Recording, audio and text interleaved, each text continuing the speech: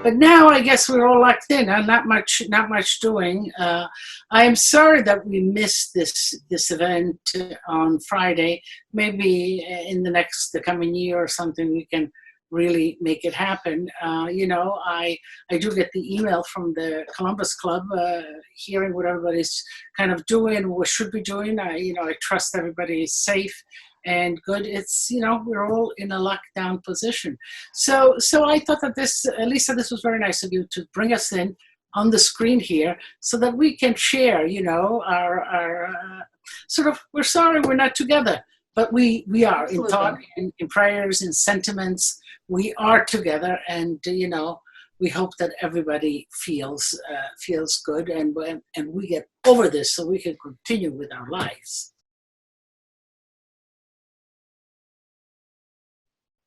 Well, I could start off by saying that Lydia and I know each other for well over 35 years. We've been close friends, family friends ever since, and we've done many things together. And I guess Lydia could elaborate on some of them. Most people know that Lydia and I served two popes together, both Pope Benedict and Pope Francis. But our friendship goes beyond that. Many times when I'm introducing Lydia or holding a pocketbook because someone wants to take a photo of her, I'm usually introduced as her stepbrother or adopted brother, because that's how close we are. We have a very, very close relationship, and family and as friends.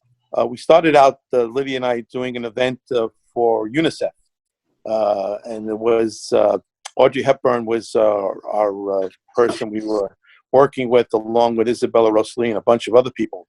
And then from there, the UN kind of adopted Lydia, and I went along, and we did I think 6 or 7 other events at the UN. The last one was with Nicole Kidman many years ago. But Lydia is the queen of doing events in terms of volunteering. Angelo, food gathers people. And one way that we can give is just that. We create an event, create good food, bring some good people together, and people come, people buy tickets, people donate. And this is kind of our way of making donations to organizations that we believe in. That we do. So from I think the United Nations turned into where we met the nuncio, and when the popes came, he asked us if we would do the popes, and so on. We still do. We still get asked to do events, and we do them. We do them gladly, because you pull chefs, you get some food you buy, you get some donated. And it's a good way of giving of yourselves. And so I make the rounds. I cook for about 12 people. And I do delivery twice a week. I just did one this morning. And what I did is that when we closed the restaurants, they have to close, I collected, all the things that would last and things that people would have at home. The potatoes, the carrots, the celery, the squash, turnips, all of these beans, dry split peas, prosciutto, the canned tomatoes, and all of this. And I continue to make different meals out of that. Yes, I buy some fresh meats. I buy the cheeses, the ricotta. And today, what I made? I made them today, stuffed shells with ricotta. And then I made them a risotto. And I had some chicken and peppers that we didn't eat it all. I made a big batch. So I made that. I turned that into a risotto. It was very good. Oh, very good. Fantastic. Yeah. And then I made an escarole and bean soup. Escarole is greens. Greens, they don't last that much, but in a soup, it's good. And, elderly people, beans are wholesome, and escarole, so escarole and bean soup. And what else did I make? Oh, I had a crostata. I had made a crostata the other day of ricotta and leeks. I had brought home a lot of leeks from the restaurant. And so this is what I delivered to my little, should we say, my friends out there of a certain age. So they'll have enough until Friday. Then Friday I'll do something else. And these are things that people can cook at home. So easy. Frittatas they like, so that's easy. All the vegetables, if you have any leftover vegetables.